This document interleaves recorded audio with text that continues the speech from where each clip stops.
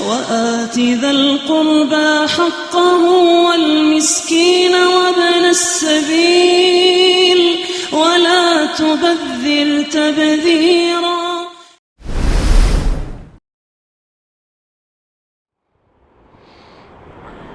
السلام علیکم ورحمۃ اللہ وبرکاتہ. ان الحمد للہ نحمده ونستعینه ونستغفره ونعوذ باللہ من شرور انفسنا ومن سیئات اعمالنا.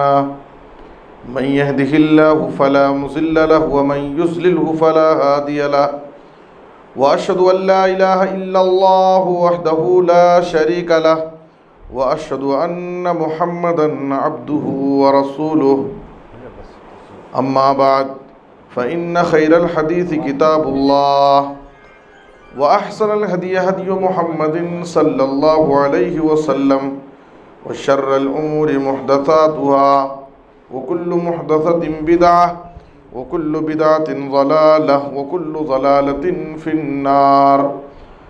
اعوذ باللہ من الشیطان الرجیم. بسم اللہ الرحمن الرحیم. ان اللہ یأمر بالعدل والاحسان وایتاء ذی القربى وینہی عن الفحشاء والمنکر والبغی یعظکم لعلکم تذکرون. سبحانک لا علم لنا الا ما علمتنا انک انت العلیم الحکیم. رب اشرح لی صدری ویسر لی امری واحلل عقدۃ من لسانی یفقہوا قولی. رب زدنی علما. قابل قدر معزز بزرگوں، قابل قدر خواتین، اللہ رب العالمین کا بے انتہا شکر و احسان ہے جس کے فضل اور اس کی توفیق سے ہم سب ایک جگہ جمع ہیں اور اللہ اور اس کے رسول کی باتوں کو سن کر اپنی عملی زندگی میں تبدیلی پیدا کرنے، اپنی اصلاح کی فکر کے جذبے سے ہم سب یہاں پر جمع ہیں. بڑی خوشی ہوئی کہ آلو والوں کے نام سے ایک کمیٹی بنی ہے جس میں بڑی تعداد میں پورے خاندان کو، رشتہ داروں کو، مردوں کو، خواتین کو، بزرگوں کو، نوجوانوں کو، سب کو جوڑنے کی کوشش کی گئی ہے. یقیناً یہ بڑی قابل قدر کوشش ہے اور بڑا عظیم عمل ہے. خاندان کو جوڑنا، رشتوں کو جوڑنا، رشتوں میں محبت پیدا کرنا، تعلقات کو مضبوط کرنا، خوشگوار بنانا، باہمی نفرتوں، عداوتوں، دشمنیوں، اختلافات کو ختم کرنا، سب پیار و محبت سے مل جل کر کے، بھائی بھائی بن کر کے زندگی گزارنے کا جو یہ پاکیزہ ماحول بنایا جا رہا ہے، یہ بہت ہی مبارک عمل ہے. اور اس کے پیچھے جن حضرات کی بھی کوششیں ہیں، محنتیں ہیں، سب کو جوڑنے میں، سب کو ایک کرنے میں، وہ بھی بہت مبارک بات کے مستحق ہے. اس لیے کہ خاندان کو جوڑنا، رشتوں کو جوڑنا، یہ پیغمبروں کا عمل ہے اور پیغمبروں کی بنیادی تعلیمات میں سے ہے. رشتوں کو جوڑنا، خاندان کو جوڑنا، یہ کتنا عظیم عمل ہے اور اس کے اسلام میں کتنی سخت تاکید ہے رشتوں کو جوڑنے کے بارے میں. اور رشتوں کو جوڑنے سے فائدے کیا ہیں, دنیا میں فائدے کیا ہیں, آخرت میں فائدے کیا ہیں, اور رشتوں کو توڑنے سے نقصانات کیا ہیں, دوریاں پیدا کرنے سے, اور رشتہ داروں کے آپس میں ایک دوسرے پر حقوق کیا ہیں, ہم اپنے رشتہ داروں کے لیے کیا کر سکتے ہیں, اور ہمارے رشتے میں جو دوریاں پیدا ہوتی ہیں, اختلاف ہو جاتا ہے, اس کی وجہ کیا ہے. یہ بہت سارے مسائل ہیں جو انشاءاللہ میں اپنے مقررہ وقت میں آپ کے سامنے کتاب و سنت کی روشنی میں بیان کرنے کی کوشش کروں گا. اللہ تعالی ہم سب کو دین کی باتیں, قرآن اور حدیث کی باتیں, اللہ اور اس کے رسول کی باتیں سننے, سمجھنے, اور ہم سب کو اس پر عمل کرنے کی توفیق عطا فرمائے, آمین. سب سے پہلے غور سے باتیں سنیں, باتیں سمجھ میں آئیں گی, اور انشاءاللہ ہم سب کی اصلاح بھی ہوگی. سب سے پہلی بات جو مجھے بیان کرنا ہے کہ اسلام میں رشتوں کو, خاندان کو جوڑنے کی کیا اہمیت ہے اور اس کی کتنی تاکید ہے. قرآن مجید میں سورہ نحل کی آیت نمبر 90 میں اللہ نے فرمایا, ان اللہ یأمر بالعدل والاحسان وایتاء ذی القربی. اللہ تعالیٰ 3 باتوں کا حکم دیتا ہے, یہ اللہ کا حکم ہے. پہلی بات انصاف کرنے کا حکم, لوگوں کے ساتھ, ہر ایک کے ساتھ انصاف کا معاملہ کریں. والاحسان, اور احسان کی تعلیم, ہر ایک کے ساتھ بھلائی کا کام کریں. تیسرے وایتاء ذی القربی, رشتہ داروں کا حق ادا کریں, رشتہ داروں کے ساتھ اچھا سلوک کریں, رشتوں کو جوڑیں, رشتوں کو مضبوط کریں. اس بات کا اللہ تعالی ہمیں حکم دیتا ہے. اس سے اس کی اہمیت معلوم ہوتی ہے کہ یہ اللہ رب العالمین کا حکم ہے. سورہ اسراء میں اللہ تعالیٰ نے کہا وَآتِ ذَا الْقُرْبَى حَقَّهُ, رشتہ داروں کو ان کا حق دے دو. معلوم کیا ہوا, جیسے ہمارے اوپر اللہ کا حق ہے, ماں باپ کا حق ہے, بیوی بچوں کا حق ہے, تو اسی طریقے سے ہمارے اوپر ہمارے رشتہ داروں کا بھی حق ہے. اور اللہ کیا فرما رہا ہے, رشتہ داروں کو ان کا حق دو. اس کا مطلب یہ ہے کہ اگر ہم رشتہ داروں کے ساتھ اچھا سلوک کرتے ہیں, ان کی مدد کرتے ہیں, ان کے ہاں آتے اور جاتے ہیں, ان سے تعلقات کو جوڑتے ہیں, ان کے ساتھ اچھا سلوک کرتے ہیں, رشتہ داروں سے مل جل کر کے رہتے ہیں, تو ہم یہ کوئی ان کے ساتھ یہ احسان نہیں کر رہے, بلکہ یہ ان کا حق ہے. رشتہ دار کا ہمارے اوپر حق ہے. بعض لوگ کیا ہے, اللہ نے مجھے بہت دیا ہے, ماشاءاللہ میں خوشحال ہوں, برسر روزگار ہوں, میرے بچے اچھا کما رہے ہیں, مجھے کیا ضرورت ہے رشتہ داروں کی, خاندان کی ضرورت کیا ہے, فلاں کی ضرورت کیا ہے. وہ ہر ایک سے الگ ہو جاتے ہیں, سب سے کٹ کر زندگی گزارتے ہیں. یہ اچھی بات نہیں ہے. جو شخص خاندان سے کٹ جاتا ہے, رشتہ داروں سے کٹ جاتا ہے, وہ بہت بڑی غلطی کرتا ہے, بہت بڑی غلطی ہے. رشتہ داروں کا بھی ہمارے اوپر حق ہے, جیسے اللہ کا حق ہے, ہمارے ماں باپ کا حق ہے, بیوی بچوں کا حق ہے, تو رشتہ داروں کا بھی ہم پر حق ہے. اور اللہ فرما رہا ہے وَآتِ ذَا الْقُرْبَى حَقَّهُ, رشتہ داروں کو ان کا حق دو. تو اس سے بھی رشتہ داروں کی اہمیت معلوم ہوتی ہے کہ رشتہ داروں کا ہمارے اوپر حق ہے. کتنا بڑا حق ہے. اللہ رب العالمین نے سب سے پہلے اپنے حق کا ذکر کیا.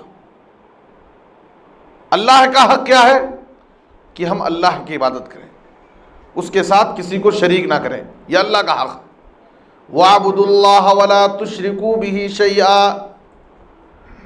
وَبِالْوَالِدَيْنِ إِحْسَانًا وَبِذِي الْقُرْبَى۔ دیکھیے 3 حق، اور ترتیب دیکھیے، وَاعْبُدُوا اللَّهَ وَلَا تُشْرِكُوا بِهِ شَيْئًا، سب سے پہلا حق، سب سے بڑا حق اللہ کا حق کہ ہم اللہ کی عبادت کریں، اس کے ساتھ کسی کو شریک نہ کریں۔ اللہ کے حق کے بعد دوسرے نمبر پر سب سے بڑا حق وہ کس کا ہے؟ اولاد پر ان کے ماں باپ کا حق ہے۔ اللہ کے حق کے بعد بچوں پر ماں باپ کا حق سب سے بڑا ہے۔ اس کے بعد تیسرے نمبر پر جو اللہ نے حق ذکر کیا ہے وہ بِذِی الْقُرْبَى، رشتہ داروں کا حق۔ کتنی اہمیت ہے رشتہ داری کی؟ سب سے پہلے اللہ کا حق، پھر ماں باپ کا حق، پھر رشتہ داروں کا حق۔ کتنے بڑے نادان ہیں وہ لوگ جو رشتہ داروں سے کٹ کر زندگی گزارتے ہیں۔ وہ یہ سمجھتے ہیں کہ نماز پڑھ لیے تو اللہ کا حق ادا ہو گیا، روزہ رکھ لیا اللہ کا حق ادا ہو گیا۔ صرف اللہ کا حق ہمارے اوپر نہیں، اللہ کے حق کے ساتھ بندوں کے بھی ہمارے اوپر حق، اور سب کا حق ادا کرنا ہے، تب جا کر کے ہم آخرت میں اللہ کے پاس کامیاب ہوں گے۔ تو ہمارے دماغوں میں، ذہنوں میں یہ بات بٹھانا ہے کہ جیسے ہمارے اوپر اللہ کا حق ہے، نماز پڑھنا، روزہ رکھنا، حج اور قربانی کرنا یہ اللہ کا حق ہے، تو اسی طریقے سے ہمارے اوپر ہمارے رشتہ داروں کا بھی حق ہے، اس کو بھی ادا کرنا ضروری ہے۔ اور ایک آیت کے اندر اللہ تعالیٰ نے پچھلی امتوں میں اللہ تعالیٰ نے ان سے عہد و پیمان لیا تھا، اقرار لیا تھا۔ وَإِذْ أَخَذْنَا مِيثَاقَ بَنِي إِسْرَائِيلَ، ہم نے بنو اسرائیل سے عہد و پیمان لیا، اللہ فرما رہا ہے، اقرار لیا، کیا؟ لا تعبدون الا اللہ، کہ تم صرف اللہ کی عبادت کرو گے، وبالوالدین احسانا، اور ماں باپ کے ساتھ اچھا سلوک کرو گے، وذی القربا، اور رشتہ داروں کے ساتھ اچھا سلوک کرو گے۔ اللہ تعالیٰ نے بنو اسرائیل سے اس پر عہد و پیمان لیا تھا کہ تم یہ کام کرو گے۔ اس سے رشتہ داروں کی اہمیت معلوم ہوتی ہے کہ اللہ تعالیٰ بنو اسرائیل سے عہد و پیمان لیا، اقرار لیا کہ تم صرف اللہ کی عبادت کرو گے، ماں باپ کے ساتھ اچھا سلوک کرو گے، اور رشتہ داروں کا حق ادا کرو گے، رشتہ داروں کے ساتھ اچھا سلوک کرو گے۔ اور قرآن مجید نے اللہ تعالیٰ نے سورہ بقرہ میں فرمایا، جو لوگ یہ سمجھتے ہیں کہ صرف نماز پڑھنا نیکی کا کام ہے، روزہ رکھنا نیکی کا کام ہے، صدقہ کرنا نیکی کا کام ہے، تلاوت کرنا نیکی کا کام ہے، یقیناً یہ بہت بڑی نیکی ہے، یہ سب بڑی نیکیاں ہیں، لیکن یہی سب کچھ نیکی نہیں ہے۔ اللہ نے کیا فرمایا؟ لیس البر ان تولوا وجوہکم قبل المشرق والمغرب ولکن البر من آمن باللہ والیوم الآخر والملائکہ والکتاب والنبیین وآت المال علی حبہ ذوی القربى۔ نیکی جیسے یہ ہے کہ اللہ پر ایمان لائیں، آخرت پر ایمان لائیں، فرشتوں پر ایمان لائیں، اسی طریقے سے نیکی یہ بھی ہے کہ ہم اپنا محبوب اور پسندیدہ مال اپنے رشتہ داروں پر خرچ کریں، یہ بھی نیکی اور ثواب کا کام۔ تو معلوم یہ ہوا کہ رشتہ داروں کے ہمارے اوپر بہت سارے حقوق ہیں۔ دیکھیے یہ اسلام کی بنیادی تعلیم ہے، رشتوں کو جوڑنے کا کام۔ مکی زندگی میں اسلام کا ابھی ابتدائی دور تھا، اور نبی صلی اللہ علیہ وسلم پر صرف 2 لوگ اسلام قبول کیے تھے، ایک ابو بکر صدیق رضی اللہ تعالیٰ عنہ آزاد لوگوں میں، اور غلاموں میں حضرت بلال رضی اللہ عنہ، صرف 2 لوگ اسلام قبول کیے تھے۔ صحیح مسلم کی ایک لمبی حدیث ہے، اس میں ہے عمرو بن عبسہ نبی صلی اللہ علیہ وسلم کی خدمت میں آئے، اور مکے میں اس وقت صرف 2 ہی مسلمان تھے، ابو بکر صدیق رضی اللہ عنہ اور حضرت بلال۔ اس لمبی حدیث کے اندر ہے کہ نبی صلی اللہ علیہ وسلم سے عمرو بن عبسہ نے پوچھا کہ اللہ تعالیٰ نے آپ کو کیا تعلیمات دے کر کے بھیجا ہے، آپ کن باتوں کی تعلیم لوگوں کو دیتے ہیں؟ بالکل اسلام کے ابتدائی دور میں نبی صلی اللہ علیہ وسلم نے کیا فرمایا؟ ارسلنی بصلۃ الارحام، ارسلنی بصلۃ الارحام، اللہ تعالیٰ نے مجھے رشتوں کو جوڑنے کی تعلیم دے کر بھیجا ہے کہ رشتوں کو جوڑنے کا کام کرو۔ یہ نبی صلی اللہ علیہ وسلم کی بنیادی تعلیم تھی۔ جب بادشاہ نجاشی کی خدمت میں حضرت جعفر رضی اللہ تعالیٰ عنہ نے تقریر کی تھی تو اس وقت کیا بتایا تھا کہ یہ ہمارے نبی ہم کو رشتوں کو جوڑنے کا کام بتاتے ہیں، رشتوں کو جوڑنے کی تعلیم دیتے ہیں۔ ابو سفیان سے جو ابھی اسلام قبول نہیں کیے تھے، بادشاہ روم ہرقل نے ایک لمبا انٹرویو لیا تھا، اس میں اس بادشاہ نے بہت سارے سوالات کیے تھے، اس میں سے ایک سوال اس کا یہ بھی تھا کہ محمد صلی اللہ علیہ وسلم تمہیں کن باتوں کا حکم دیتے ہیں، ان کی تعلیمات کیا ہے نبی صلی اللہ علیہ وسلم کی؟ تو اس وقت ابو سفیان نے کہا تھا وَيَأْمُرُنَا بِالصَّلَاةِ وَالزَّكَاةِ وَالصِّدْقِ وَالْعَفَافِ وَالصِّلَةِ، ہمارے نبی محمد صلی اللہ علیہ وسلم ہمیں نماز، زکوٰۃ، سچائی، پاک دامنی اور رشتوں کو جوڑنے کی تعلیم دیتے۔ یہ نبی صلی اللہ علیہ وسلم کی بنیادی تعلیمات میں سے۔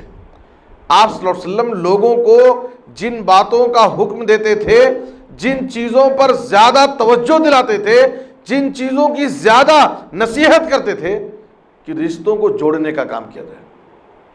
یقیناً یہ بہت بڑا مبارک عمل ہے اور اللہ رب العالمین کی طرف سے یہ بہت بڑی توفیق ہے کہ اللہ تعالیٰ نے اس عظیم کام کے لیے ہم سب کو جوڑا ہے۔ یہ پیغمبروں کا بنیادی کام ہے۔ نبی صلی اللہ علیہ وسلم کی بنیادی تعلیمات میں سے ہے رشتوں کو جوڑنے کا کام، اور اللہ رب العالمین کی یہ کتنی بڑی توفیق ہے، اللہ کی مدد ہے کہ اللہ تعالیٰ نے ہمیں توفیق دی کہ ہم اپنے رشتہ داروں کے ساتھ مل کر زندگی گزارنے کا عزم رکھتے ہیں، اپنے دل میں پختہ ارادہ رکھتے ہیں۔ یہ بہت بڑی نیکی اور ثواب کا کام ہے، بہت بڑی نیکی اور ثواب کا کام ہے، رشتوں کو جوڑنے کا کام۔ آئیے ہم دیکھیں اس کے فائدے کیا ہیں، اس کی فضیلتیں کیا ہیں رشتوں کو جوڑنے کی۔ سب سے پہلی فضیلت یہ ہے کہ یہ ہمارے ایمان کا تقاضا ہے، ہمارے مومن ہونے کی دلیل ہے۔ اگر ہم واقعی مومن ہیں، ایمان والے بندے ہیں، تو ہم رشتوں کو جوڑیں گے۔ جسے اللہ پر ایمان نہیں ہوگا، آخرت کے دن پر ایمان نہیں ہوگا، جس کے دل میں ایمان نہیں ہوگا، وہی شخص رشتوں سے دور ہو سکتا ہے۔ رشتوں کو جوڑنا یہ ہمارے ایمان کا تقاضا ہے، ہمارے مومن ہونے کی دلیل ہے۔ صحیح بخاری کی حدیث ہے، جناب محمد الرسول اللہ صلی اللہ علیہ وسلم نے فرمایا من کان یؤمن باللہ والیوم الآخر فلیصل رحمہ، جو شخص اللہ اور آخرت کے دن پر ایمان رکھتا ہے اس کو چاہیے کہ وہ صلہ رحمی کرے، رشتوں کو جوڑے۔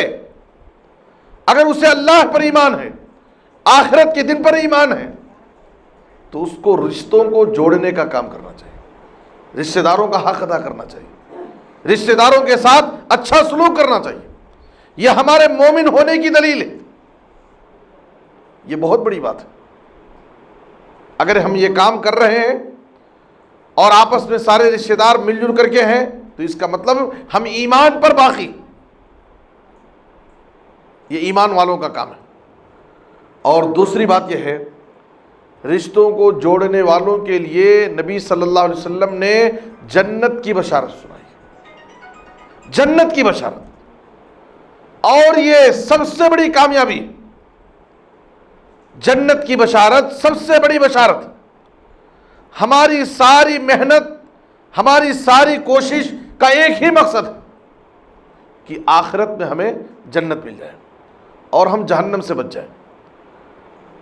اور ہمارے نبی جناب محمد الرسول اللہ صلی اللہ علیہ وسلم نے ہمیں بشارت سنائی ہے، جو رشتوں کو جوڑنے کا کام کرتے ہیں، صلہ رحمی کرتے ہیں، ایسے لوگوں کے لیے نبی صلی اللہ علیہ وسلم نے جنت کی بشارت سنائی۔ آپ دیکھیے حدیث میں نبی صلی اللہ علیہ وسلم سے ایک آدمی آئے اور پوچھے، سوال کیے، اخبرنی بعمل یدخلنی الجنہ ویباعدنی من النار، اے اللہ کے رسول مجھے ایسا عمل بتائیے جس سے میں جنت میں داخل ہو جاؤں اور جہنم سے بچ جاؤں۔ یہ صحابہ کرام کا جذبہ، شوق، تڑپ کہ وہ خود نبی صلی اللہ علیہ وسلم کی خدمت میں آتے، سوال کرتے، دین کو سیکھتے، اور دین کی باتوں کو سیکھ کر کے پوری زندگی اس پر عمل کرتے تھے۔ سوال کر رہے ہیں، اے اللہ کے رسول ہمیں ایسا عمل بتائیے جو عمل مجھے جنت میں داخل کر دے اور جہنم سے دور کر دے۔ تو آپ صلی اللہ علیہ وسلم نے کیا بتایا؟ تعبد اللہ ولا تشرک بہ شیئا وتقیم الصلاۃ وتؤتی الزکاۃ وتصل الرحم، صحیح بخاری کی حدیث ہے۔ یہاں پر اس حدیث کے اندر دیکھیے نبی صلی اللہ علیہ وسلم نے جنت میں جانے کے لیے جہاں توحید سکھائی، نماز کی تعلیم دی، زکوٰۃ کی تعلیم دی، وہیں پر آپ صلی اللہ علیہ وسلم نے صلہ رحمی کی تعلیم دی۔ اللہ کی عبادت کرو، اللہ کے ساتھ کسی کو شریک مت کرو، نماز قائم کرو، زکوٰۃ دو، اور رشتوں کو جوڑو، صلہ رحمی کرو۔ اس حدیث کے اندر ہمیں دو باتوں پر غور کرنا ہے۔ پہلی بات تو یہ ہے کہ آپ صلی اللہ علیہ وسلم نے اس حدیث کے اندر عقیدہ، نماز اور زکوٰۃ جیسی بڑی عبادتوں کے ساتھ صلہ رحمی کو ذکر کیا، رشتوں کو جوڑنے کا ذکر کیا ہے۔ اور اس حدیث کے اندر آپ صلی اللہ علیہ وسلم نے رشتوں کو جوڑنے پر جنت کی بشارت سنائی ہے۔ اور ایک حدیث جو ترمذی میں ہے، سنن ترمذی کی حدیث ہے، جب ہمارے نبی صلی اللہ علیہ وسلم مکہ سے مدینہ ہجرت کر کے گئے، جب مدینہ پہنچے، آپ کے استقبال میں پورا مدینہ امٹ پڑا، ہر چہار جانب سے لوگ آپ کی خدمت میں آ رہے ہیں اور آپ سے ملاقات کر رہے ہیں۔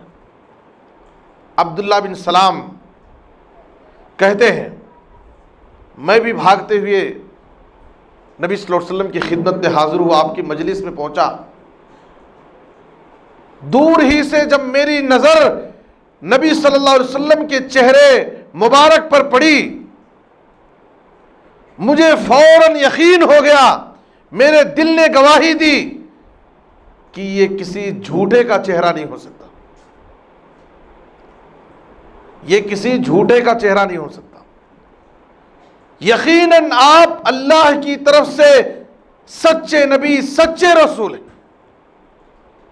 میرے دل نے گواہی دی، صرف نبی کے چہرے کو دیکھ کر مجھے یقین ہو گیا۔ اس کے بعد عبداللہ بن سلام رضی اللہ تعالیٰ عنہ کہتے ہیں کہ سب سے پہلی نصیحت نبی صلی اللہ علیہ وسلم کی زبان سے جو میں نے سنی، سب سے پہلی نصیحت، آپ صلی اللہ علیہ وسلم لوگوں سے خطاب کر رہے تھے اور یہ نصیحت فرما رہے تھے، یا ایھا الناس افشوا السلام واطعموا الطعام وصلوا الارحام وصلوا باللیل والناس نیام تدخلوا الجنۃ بسلام۔ پہلی نصیحت نبی صلی اللہ علیہ وسلم کی، چار باتیں آپ نے بتائی اور کہا کہ ان چار باتوں پر اگر تم عمل کر لو گے، سلامتی کے ساتھ جنت میں چلے جاؤ گے۔ 4 بات، 4 کام آپ نے بتائے، وہ 4 کام ہمیں بھی کرنا ہے، مردوں کو بھی کرنا ہے، خواتین کو بھی کرنا ہے۔ کیا ہے؟ افشوا السلام، سلام کو عام کرو، سلام کو پھیلاؤ۔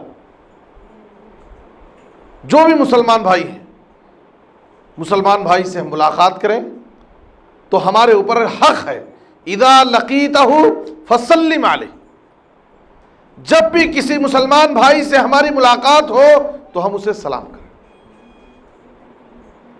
پہلا کام افشوا السلام، سلام کو پھیلاؤ، سلام کو عام کرو، یہ محبت کا پیغام ہے۔ وَأَطْعِمُوا الطَّعَامَ، اور کھانا کھلاؤ۔ کھانا کھلانا بھی بہت بڑا نیکی کا عمل ہے۔ تیسرا عمل وَصِلُوا الْأَرْحَامَ، رشتوں کو جوڑو۔ آپ غور فرمائیے کہ مدینہ ہجرت کرنے کے بعد نبی صلی اللہ علیہ وسلم صحابہ کرام کو خطاب کر رہے ہیں، مدینہ کے مسلمانوں کو نصیحت کر رہے ہیں، اور آپ صلی اللہ علیہ وسلم کی یہ پہلی نصیحت کیا ہے؟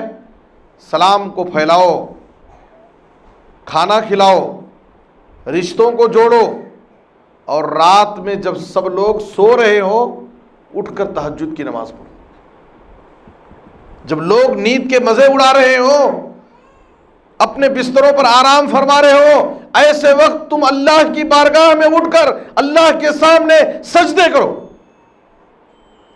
یہ 4 کام کر لو، تدخل الجنت بسلام، سلامتی کے ساتھ تم جنت میں چلے جاؤ۔ دیکھیے یہاں پر اللہ کا بھی حق ہے، اللہ کا بھی حق ہے اور بندوں کا بھی حق ہے۔ جنت میں جانے کے لیے جہاں اللہ کی عبادت کرنا ہے وہیں بندوں کا بھی حق ادا کرنا ہے، تب جا کر کے ہم آخرت میں کامیاب ہوں گے۔ بعض لوگوں کا حال کیا ہے؟ صرف اللہ کا حق، نمازوں کی حد تک بڑے اچھے ہیں ماشاءاللہ، مسجد کی حد تک بہت اچھے ہیں، لیکن جو بندوں کے ہمارے اوپر حقوق ہیں، ہمارے بیوی بچوں کا حق ہے، رشتہ داروں کا حق ہے، ماں باپ کا حق ہے، غریبوں کا حق ہے، پاس پڑوس کے لوگوں کا حق ہے، مہمانوں کا حق ہے، مسافروں کا حق ہے، اس پر توجہ نہیں دیتے۔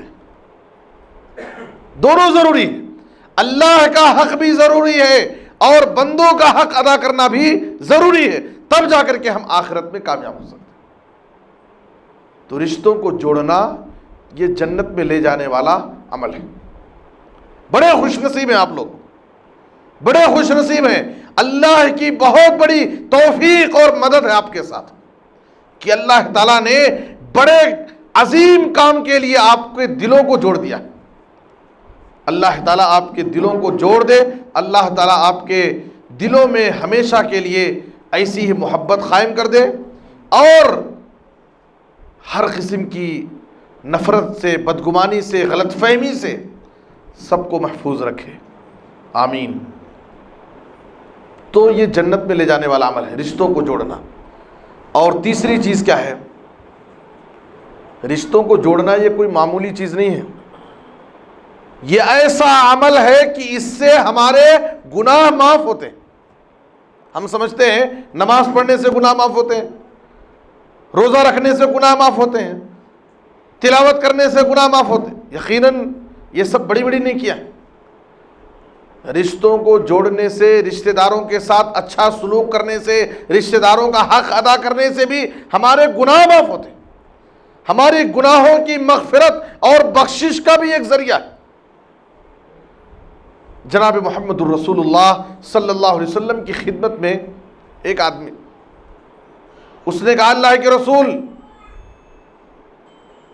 انی اصبت ذنبا عظیما فہل لی من توبہ، مجھ سے ایک بہت بڑا گناہ سرزد ہو گیا، ایک بڑے گناہ کا میں نے ارتکاب کیا، کیا میرے لیے میرے اس گناہ کی بخشش کے لیے کوئی حل ہے؟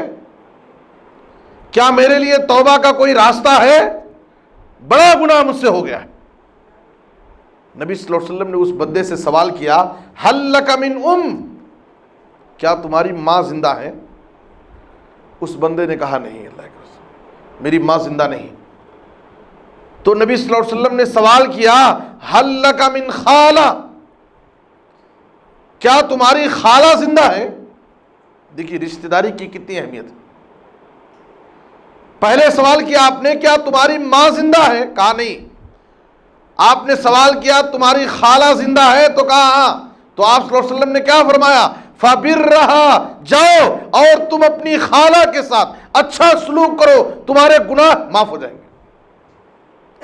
جیسے ماں باپ کی خدمت کرنے سے گناہ معاف ہوتے ہیں، ماں باپ کی خدمت کرنا نیکی اور ثواب کا کام ہے۔ جو ہمارے رشتہ دار ہیں، ہمارے رشتہ داروں میں بزرگ لوگ ہیں، ان کی خدمت کرنا، ان کا احترام کرنا، ان کے ساتھ اچھا سلوک اور برتاؤ کرنا، یہ بھی بڑی نیکی ہے اور ثواب کا کام۔ اس سے ہمارے گناہ معاف ہوتے ہیں۔ کہا کہ اپنی خالہ کے ساتھ جاؤ اور اچھا سلوک کرو، احسان کا معاملہ کرو، تمہارے گناہ معاف ہو جائیں۔ کیوں؟ اس لیے کہ الخالۃ بمنزلۃ الام، خالہ ماں کے درجے میں ہوتی۔ تو یہ رشتہ داروں کے ساتھ اچھا سلوک کرنے سے گناہ معاف ہوتے ہیں۔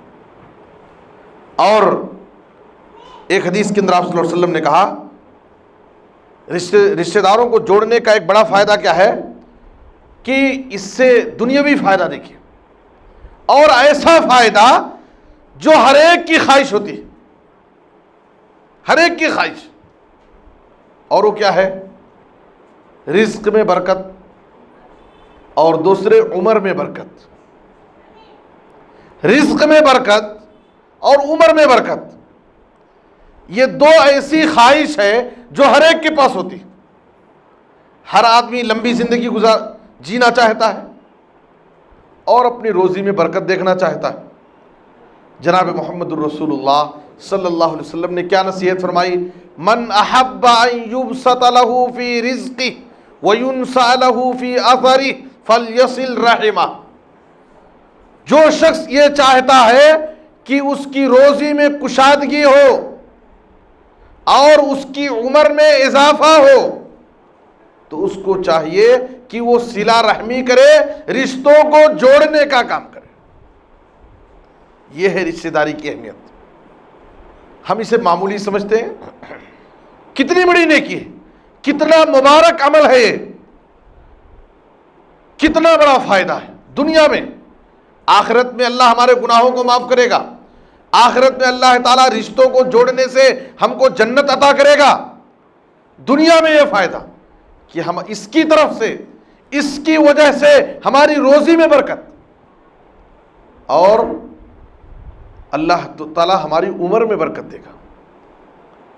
اس لیے میرے بزرگوں، ہماری خواتین، ہمیں رشتہ داری کی اہمیت کو سمجھنا اور ہمیشہ رشتوں کو نبھا کر چلنا ہے، رشتوں کو جوڑنا ہے، رشتوں کو مضبوط کرنا ہے، تعلقات کو مضبوط کرنا ہے، اور کسی بھی طریقے سے رشتوں میں نفرت نہیں پیدا کرنا ہے۔ یہ بہت بڑا فائدہ ہے۔ اور ایک حدیث کے اندر آپ صلی اللہ علیہ وسلم نے کہا تعلموا من انسابکم۔ دیکھیے بڑی عظیم حدیث ہے، بڑی عظیم حدیث۔ ہماری خواتین خاص طور پر اس حدیث کو سنیں۔ نبی صلی اللہ علیہ وسلم حکم دے رہے ہیں تعلموا من انسابکم، اے لوگو تم اپنا نسب سیکھو، خاندان والوں کو معلوم کرو تمہارے خاندان میں کون لوگ ہیں، سیکھو، جانو، پتہ کرو۔ آج یہ کمیٹی یہی کام تو کر رہی ہے، پورے خاندان کا بائی ڈاٹا ابھی ہمارے بزرگ خالد صاحب دکھا رہے تھے، 500 کے قریب، 570 پر 6۔ نبی صلی اللہ علیہ وسلم کیا فرما رہے ہیں؟ تعلموا من انسابکم، اپنا نسب، اپنے خاندان، اپنے رشتہ داروں کو جانو، پتہ کرو تمہارے خاندان میں، تمہارے رشتے میں کون کون لوگ آتے ہیں۔ کیوں معلوم کرنا ہے رشتہ داروں کو؟ خاندان میں کون کون لوگ ہیں جاننے کی ضرورت کیوں ہے؟ ان کا ڈاٹا بنانے کی ضرورت کیوں ہے؟ ما تصلون به ارحامکم، تاکہ تم اپنے رشتوں کو جوڑ سکو، ان کے ساتھ اچھا سلوک کر سکو۔ یہ ہمارے نبی صلی اللہ علیہ وسلم کی تعلیم ہے۔ ماں باپ کی یہ بہت بڑی ذمہ داری ہے کہ اپنے بچوں کو اپنے خاندان کا، اپنے رشتہ داروں کا تعارف کرائیں۔ یہ تمہارے ماموں ہیں، یہ تمہارے چچا ہیں، یہ تمہارے دادا ہیں، یہ تمہارے پھوپھی ہیں، یہ تمہارے چاچا ہیں۔ بچوں کو بتانا چاہیے۔ بچوں کے دلوں میں خاندان کے بزرگوں کی، رشتہ داروں کی اہمیت معلوم ہوتی ہے۔ بچوں کو بتانا ہے یہ سب بات۔ آج ہمارا معاملہ کیا ہے؟ آج ہمارا معاملہ کیا ہے؟ بچوں کو خاندان اور رشتہ داروں کے بارے میں نصیحت کرنے، بتانے کے بجائے آج ہم کیا کرتے ہیں؟ نفرت دلاتے ہیں، نفرت کی بیج ڈالتے ہیں۔ آج ماں باپ اپنے بچوں کے ذہنوں میں بچپن ہی سے نفرت بٹھا دیتے ہیں۔ کیا بولتے ہیں؟ دیکھو جی، یہ تمہارے چچا، ہوشیار رہنا ان سے، ہوشیار رہنا، زندگی بھر انہوں ہمارے کو ستائے، کبھی بھی ان کے قریب نہیں جانا۔ یہ دیکھو تمہاری خالہ ہے، ہوشیار رہنا ان سے، قریب مت جانا ان کے۔ زندگی بھر ہم اپنے رشتہ داروں کے، خاندان والوں کے برائیاں بیان کرتے ہیں اپنے بچوں کے سامنے، بدگمانیاں پیدا کرتے ہیں، غلط فہمیاں ڈالتے ہیں۔ بچپن ہی سے زندگی بھر ہم خود رشتوں کو کاٹتے رہے، رشتہ داروں سے دور رہے، اور اپنے بچوں کے ذہنوں میں بھی وہی بیج ڈال کے جاتے ہیں۔ تمہارے چچا سے ہوشیار رہو، تمہارے ماموں سے دور رہو، انہوں ہماری زندگی میں ہم کو یہ ستائے، وہ پریشان کرے، ہمارا یہ حق مارے، ہم بھی دور رہے، رشتہ داری کاٹتے رہے، اور بچوں کو بھی ہم نے وہی تربیت کی۔ نبی صلی اللہ علیہ وسلم کیا فرما رہے ہیں کہ تم اپنا خاندان سیکھو، اپنے رشتہ داروں کے بارے میں معلوم کرو، تاکہ تم ان سے رشتوں کو جوڑو۔ فَإِنَّ صِلَةَ الرَّحِمِ مَحَبَّةٌ فِي الْأَهْلِ مَسْرَاتٌ فِي الْمَالِ وَمَنْسَاتٌ فِي الْأَثَرِ۔ اس لیے کہ رشتوں کو جوڑنے سے 3 فائدہ ہوتا ہے۔ ایک تو رشتوں میں محبت پیدا ہوتی ہے، دوسرے مال میں برکت ہوتی ہے، تیسرے عمر میں برکت ہوتی ہے۔ 3 فائدہ۔ آپس میں محبت قائم ہوگی، مال میں برکت ہوگی، اور عمر میں برکت ہوگی۔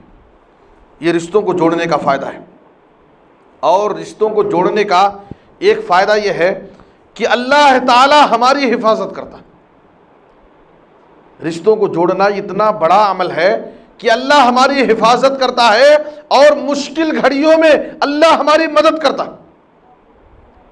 صحیح بخاری کی وہ حدیث آپ ذہن میں رکھیں، جب نبی صلی اللہ علیہ وسلم پر پہلی وحی نازل ہوئی اور آپ گھبرا کر، پریشان ہو کر گھر آئے، خدیجہ رضی اللہ تعالیٰ عنہا کے سامنے آپ نے کہا، قد خشیت علی نفسی، آج میرے ساتھ ایسا واقعہ پیش آیا ہے کہ مجھے اپنی جان کا خطرہ لگ رہا ہے۔ اس وقت آپ کی نیک بیوی خدیجہ رضی اللہ تعالیٰ عنہا نے آپ کو تسلی دیتے ہوئے کیا کہا تھا؟ کلا ابشر فواللہ لا یخزیک اللہ ابدا، ہرگز ایسا نہیں ہوگا، آپ اطمینان رکھیں، اس لیے کہ اللہ آپ کو کبھی رسوا نہیں کرے گا، اللہ آپ کو کبھی ضائع نہیں کرے گا۔ کیوں؟ آپ کی خوبیوں کو ذکر کرتے ہوئے خدیجہ رضی اللہ تعالیٰ عنہ نے کہا، انک لتصل الرحم، اس لیے کہ آپ رشتوں کو جوڑنے کا کام کرتے ہیں۔ نبی صلی اللہ علیہ وسلم پریشان ہیں، آپ بتا رہے ہیں کہ مجھے اپنی جان کا خطرہ نظر آ رہا ہے۔ ایسی مشکل گھڑی میں آپ کی بیوی خدیجہ رضی اللہ تعالیٰ عنہ نے آپ کو تسلی دیتے ہوئے آپ کی خوبیوں اور آپ کے مکارم اخلاق کا واسطہ دیا، تو سب سے پہلے آپ کی کس نیکی کا ذکر کیا؟ انک لتصل الرحم، آپ رشتوں کو جوڑنے کا کام کرتے ہیں، اس لیے اللہ آپ کو کبھی رسوا نہیں کرے گا، آپ کو ضائع نہیں کر سکتا ہے، ضرور اللہ آپ کی مدد کرے گا، آپ کی حفاظت کرے گا، اس لیے کہ آپ بڑا کام کر رہے ہیں، رشتوں کو جوڑنے کا کام کرتے ہیں۔ یہ ہے رشتوں کو جوڑنے کا فائدہ کہ اللہ کی مدد ہوتی ہے، اللہ ہماری حفاظت کرتا ہے، مشکل گھڑیوں میں اللہ کی مدد رہے گی ہمارے ساتھ۔ اور ایک چیز رشتوں کو جوڑنے کا ایک فائدہ یہ ہے کہ رشتوں کو جوڑنا یا اللہ سے اپنا رشتہ جوڑنا، رشتوں کو کاٹنا اللہ سے اپنا رشتہ کاٹنا ہے۔ جب اللہ نے رشتے کو پیدا کیا تو اللہ نے رشتے سے کہا من وصلک وصلتہ ومن قطعک قطعتہ، جو تجھ سے جڑے گا میں اس سے جڑوں گا، اور جو تجھے کاٹے گا میں اسے کاٹ دیتا ہوں۔ یہ رشتوں کو جوڑنے کا فائدہ ہے۔ اگر ہم رشتوں کو جوڑ رہے ہیں، رشتوں سے مل رہے ہیں، تو اس کا مطلب ہم اللہ سے اپنا تعلق جوڑ رہے ہیں۔ رشتوں کو توڑ رہے ہیں تو اس کا مطلب ہم اللہ سے اپنا رشتہ توڑ رہے ہیں۔ اور جو شخص اللہ سے اپنا رشتہ توڑ لے اس کی مدد کون کرے گا؟ کون اس کی حفاظت کرے گا؟ اس لیے رشتوں کو جوڑنے کی یہ سارے فائدے۔ کچھ نقصانات بیان کر کے میں اپنی بات ختم کرتا ہوں۔ ہم ایک آیت ہر جمعہ کے خطبے میں، عید کے خطبے میں، نکاح کے خطبے میں ایک آیت بار بار سنتے ہیں۔ وہ آیت کیا ہے؟ وَاتَّقُوا اللَّهَ الَّذِي تَسَاءَلُونَ بِهِ وَالْأَرْحَامَ، وَاتَّقُوا اللَّهَ الَّذِي تَسَاءَلُونَ بِهِ وَالْأَرْحَامَ، اس اللہ سے ڈرو جس اللہ کا واسطہ دے کر کے تم ایک دوسرے سے سوال کرتے ہو، اور رشتوں کو توڑنے سے بچو۔ یہ آیت نبی صلی اللہ علیہ وسلم جمعہ کے خطبے میں، عید کے خطبے میں، نکاح کے خطبے میں ہمیشہ پڑھتے تھے، اور لوگوں کو ڈراتے تھے کہ اے لوگوں رشتوں کو توڑنے سے بچو، یہ بہت برا عمل ہے۔ اور جو لوگ رشتوں کو توڑنے کا کام کرتے ہیں ان پر اللہ کی لعنت پڑتی۔ قرآن مجید میں سورہ رعد کی آیت نمبر 25 میں اللہ تعالیٰ نے کہا والذین ینقضون عہد اللہ من بعد میثاقہ ویقطعون ما امر اللہ بہ ان یوصل ویفسدون فی الارض اولئک لہم اللعنہ ولہم سوء الدار، جو لوگ اللہ سے کیے ہوئے عہد و پیمان کو توڑ دیتے ہیں اور جن چیزوں کو اللہ نے جوڑنے کا حکم دیا ہے اس کو توڑتے ہیں، زمین میں فساد مچاتے ہیں، ایسے لوگوں پر اللہ کی لعنت ہے اور ان کا ٹھکانہ بہت ہی برا ٹھکانہ ہوگا۔ تو رشتوں کو توڑنے کا والوں پر اللہ کی لعنت پڑتی ہے۔ اور نبی صلی اللہ علیہ وسلم نے کہا لا يدخل الجنت قاطع، رشتوں کو کاٹنے والا جنت میں داخل نہیں ہو سکتا۔ آج یہ ساری باتیں ہم کو معلوم ہوتی ہیں۔ کتنے لوگ ہیں نماز روزے کے بڑے پابند ہیں، نیکی کے کاموں میں ماشاءاللہ بڑے آگے آگے رہتے ہیں، لیکن ان کے تعلقات ان کے رشتہ داروں سے اچھے نہیں ہیں، بھائی بہنوں سے دشمنیاں، تعلقات توڑے ہوئے، اور انہیں اس غلطی کا احساس نہیں ہے کہ کتنا بڑا گناہ کر رہے ہیں۔ وہ یہ سمجھتے ہیں کہ نماز چھوڑنا گناہ کا کام ہے، جھوٹ بولنا گناہ کا کام ہے، دھوکہ دینا گناہ کا کام ہے، لیکن یہ نہیں سمجھتے کہ رشتوں کو توڑنا یہ بھی بہت بڑا گناہ کا کام۔ لا يدخل الجنت قاطع، رشتوں کو کاٹنے والا جنت میں نہیں داخل ہو سکتا۔ اور یہ کتنا بڑا گناہ ہے، کتنا بڑا گناہ ہے رشتوں کو کاٹنا۔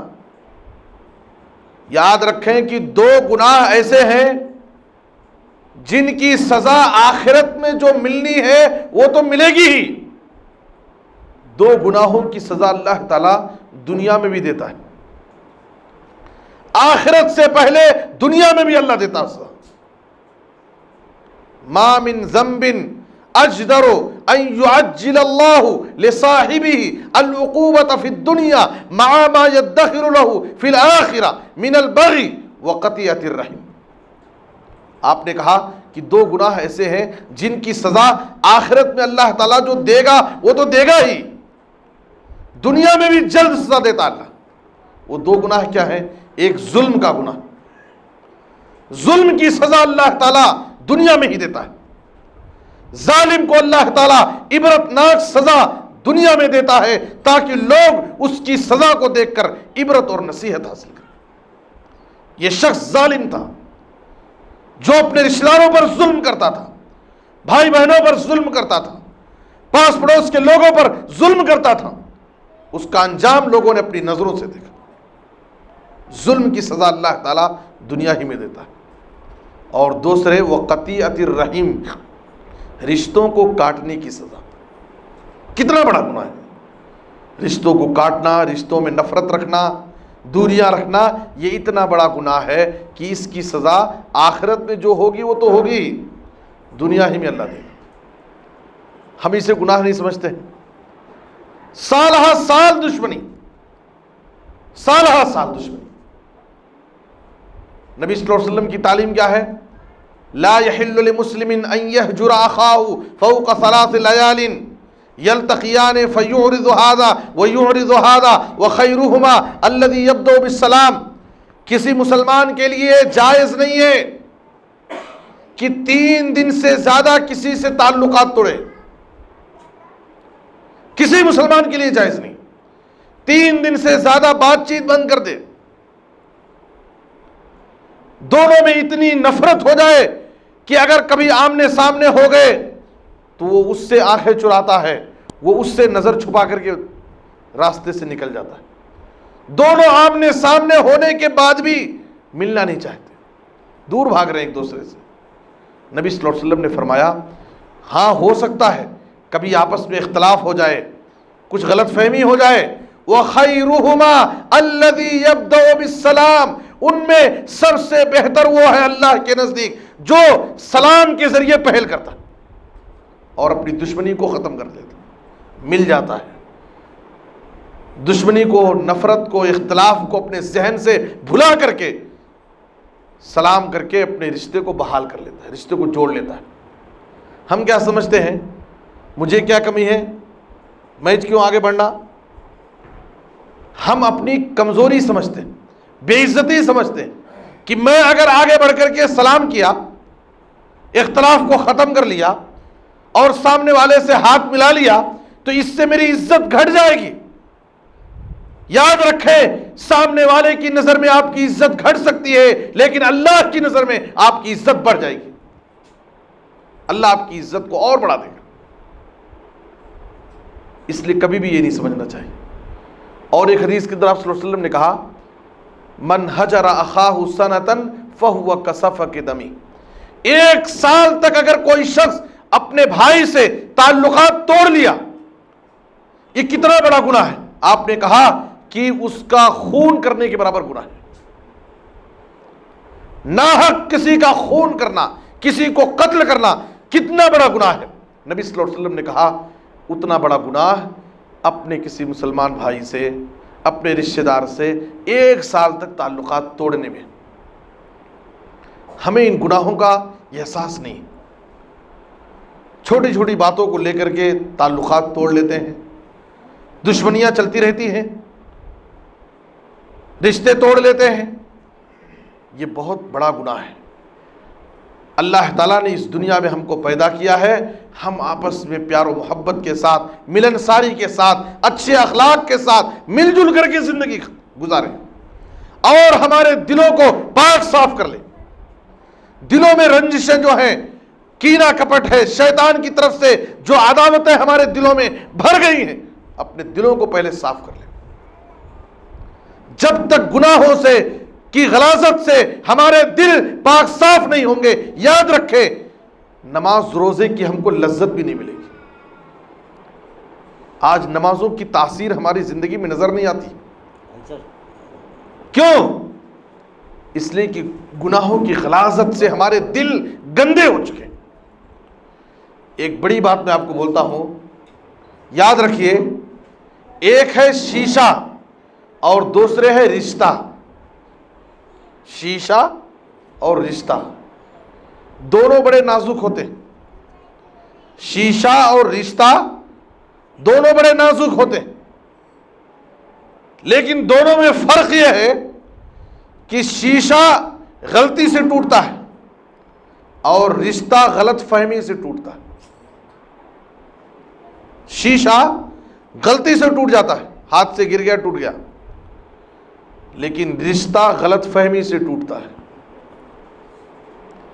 آج ہمارے رشتوں میں جو دوریاں ہیں، اختلافات ہیں، دشمنیاں ہیں، اس کی اصل وجہ غلط فہمی ہے، بس غلط فہمی۔ شیطان ہمارے دلوں میں نفرت ڈال دیا، بدگمانی پیدا کر دیا، اور شیطان کا کام ہی ہے دو خاندانوں کو آپس میں لڑانا، بھائی بھائی کو لڑانا، بہنوں کو آپس میں لڑانا، میاں بیوی کے درمیان جدائی ڈالنا۔ یہ شیطان کا سب سے بڑا ہتھ کنڈا ہے۔ ابلیس اپنے چیلوں کو، اپنے شاگردوں کو لوگوں کو گمراہ کرنے کے لیے، فتنے میں ڈالنے کے لیے بھیجتا ہے۔ وہ لوگ واپس آ کر کے رپورٹ دیتے ہیں، کوئی کہتا ہے کہ میں نے کسی فلاں سے یہ گناہ کا کام کرایا، ابلیس کہتا ہے تو نے کچھ بھی نہیں کیا، کوئی بڑا کام نہیں کیا تو۔ ہر ایک اپنی اپنی رپورٹ دیتے ہیں، میں نے یہ کیا، میں نے وہ کیا۔ ابلیس کسی سے اتنا خوش نہیں ہوتا۔ ایک شیطان کہتا ہے کہ میں فلاں میاں بیوی، فلاں فیملی کے پاس گیا، میاں بیوی کے درمیان اتنا غلط فہمی ڈالا، وسوسے پیدا کیا کہ ان دونوں کے درمیان جدائی ڈال دیا۔ میاں بیوی کے درمیان جدائی، دو خاندانوں میں جدائی، دو دوستوں میں نفرت ڈالنا، رشتوں میں نفرت ڈالنا، یہ شیطان کا سب سے بڑا ہتھ کنڈا ہے۔ شیطان ابلیس اس کی بات سن کر کے اتنا خوش ہوتا ہے کہ اس کو اپنے سینے سے لگاتا ہے اور اس کو شاباشی دیتا ہے کہ تو نے بڑا اچھا کام کیا، نعم انتا۔ تو شیطان کو ہم اپنے بیچ میں نہ آنے دیں۔ ہمارے دلوں میں شیطان وسوسے ڈال کر کے، بدگمانی پیدا کر کے، غلط فہمیاں ڈال کر کے ہم کو لڑانا چاہتا ہے، اور ہمارے اتحاد و اتفاق، ہماری محبت، ہماری ملنساری کو دیکھ کر پسند نہیں کرتا ہوں۔ ہمیں شیطان کو اس کے ہتھ کنڈے میں ناکام بنانا ہے اور اپنے درمیان شیطان کو نہیں آنے دینا ہے۔ دیکھیے جب اتنا بڑا کام ہو رہا ہے، شیطان کبھی اس سے خوش نہیں ہوگا۔ اتنے خاندان کے لوگ، اتنے سارے رشتہ دار کیسے ایک جگہ جمع ہو رہے ہیں؟ شیطان کبھی اس سے خوش نہیں ہو سکتا۔ اب کیا کرے گا؟ ہمارے دلوں میں نفرت، بدگمانی، غلط فہمی، وسوسے، ایک دوسرے کے تعلق سے وسوسے، برے خیالات، غلط فہمیاں ڈالتا، اور ہمارے اندر جو محبت ہے، ملنساری ہے، اس کو نفرت میں بدلنا چاہتا۔ تو ہمیں اپنے درمیان شیطان کو نہیں آنے دینا ہے، شیطان کے وسوسوں سے بچنا ہے، شیطان کی بدگمانیوں سے بچنا ہے۔ ہر ایک کے تعلق سے ہم اپنا دل پاک صاف رکھیں، بدگمانی سے بچیں۔ نبی صلی اللہ علیہ وسلم نے کہا ایاکم والظن فإن الظن اکذب الحدیث، بدگمانی سے بچو، کسی کے بارے میں برا مت سوچو، اس لیے کہ اکثر بدگمانی جھوٹ ہوتی۔ ہم جس کے بارے میں جیسا سوچتے ہیں ویسا نہیں رہتا، بدگمانیاں جھوٹ نکلتی ہیں۔ نبی صلی اللہ علیہ وسلم نے فرمایا کہ ہفتے میں پیر اور جمعرات، 2 دن پیر اور جمعرات کو جنت کے دروازے کھولے جاتے ہیں، صحیح مسلم کی حدیث ہے، اور اللہ تعالیٰ اپنے فضل سے، اپنی مہربانی سے بہت سارے مومن بندوں کی مغفرت کرتا ہے، مومن بندوں کی مغفرت کا اعلان کرتا ہے۔ الا رجلا كانت بينه وبين اخيه شحناء، لیکن اللہ تعالیٰ ان بندوں کی مغفرت نہیں کرتا جو لوگ اپنے بھائیوں کے تعلق سے اپنے دل میں بغض، حسد، کینہ اور کپٹ رکھتے ہیں۔